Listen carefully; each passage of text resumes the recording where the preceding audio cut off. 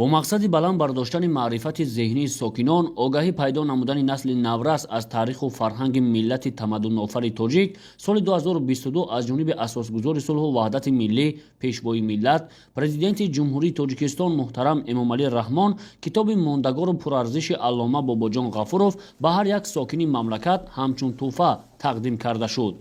باعث افتخار است که بعد از این کتاب را خواندن من باز با تاریخ ملت تاجیک آشنا شدم. اکادمیک باباجان غفورov از جمله چهره‌های ماندگار تاریخ ملت تاجیک می باشد که از مکتب بزرگ استاد صدرالدین عینی گذشته با آثار گرانبهای خویش میان علاقمندان علم و فرهنگ محبوبیتی به اندازه پیدا کرده است. این فرزندی فرزانه ملت در برابر بدوش داشتن وظیفه‌های مسئول دولتی و سیاسی پیوسته به تحقیق تاریخ ملت تاجیک مشغول شده، این کهندیار را در میان جمهوری‌های سابق، اتحاد شوروی و جهان به طرز شایسته معرفی نموده است.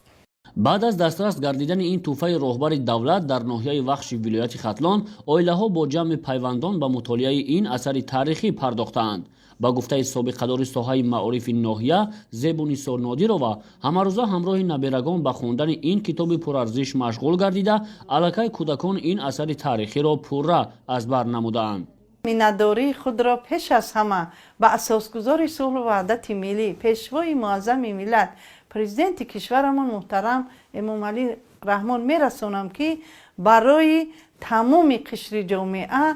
چنین آزمون ها را راه اندازی نمودند که این بسیارتر به فایده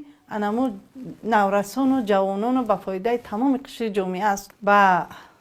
نورسان و جوانان توصیه میدیم که بسیارتر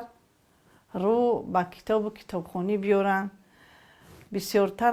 در امی آزمون ها اشتراک نمایند، پای در پای کتاب تاجیکانی اکادمیک علامه باباجان غفورov را مطالعه نمایند که از مطالعه این کتاب بسیارتر به فرهنگ و به مدنیت و به تاریخ خلق گذشته تاجیکمان شناس شوند.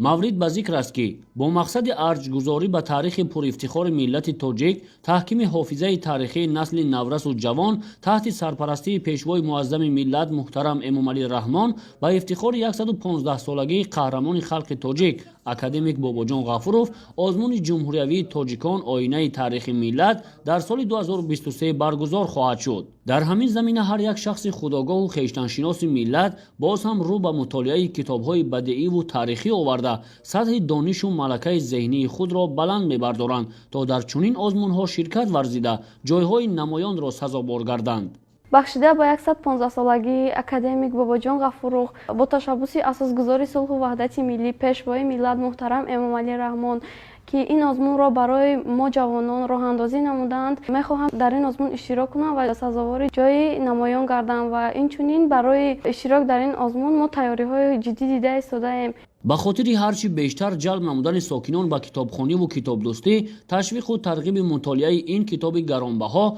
مسئولان کتابخانه‌های شهر و ناحیه‌های ولایت ختلان به خصوص ناحیه وخش تدبیرهای ضروری را راه اندازی نموده خوانندگان را به ادبیات لازمه تأمین می‌نمایند. طبق معلومات در همه کتابخانه‌های شهرک و جماعت و دهات ناحیه 125 نسخه کتاب تاجیکان باباجان غفورov موجود بوده. همه روزه خوانندگان در رجه معین وقت خود را به خواندن این کتاب سپری می‌نمایند. یکی از آزمون‌هایی که سال اول است با تشبث پیشوای ملتمان راه اندازی گردیدن تاجیکان آینه تاریخ ملت و من این سال نیت دارم که در این آزمون اشتراک نمایم و سویه دانش خویش را صیقل دهم. طور گفته شد مطالعه همه گونه کتاب‌های بدیعی و تاریخی در بلند گردیدن سوادناکی قشر آینده‌ساز جامعه مساعدت نموده در همه ساحه‌های خوجگی خلق رشد و نمو را به وجود خواهد آورد. سمندر شایف، اسکندری سعید، ناحیه وخش، اخبار.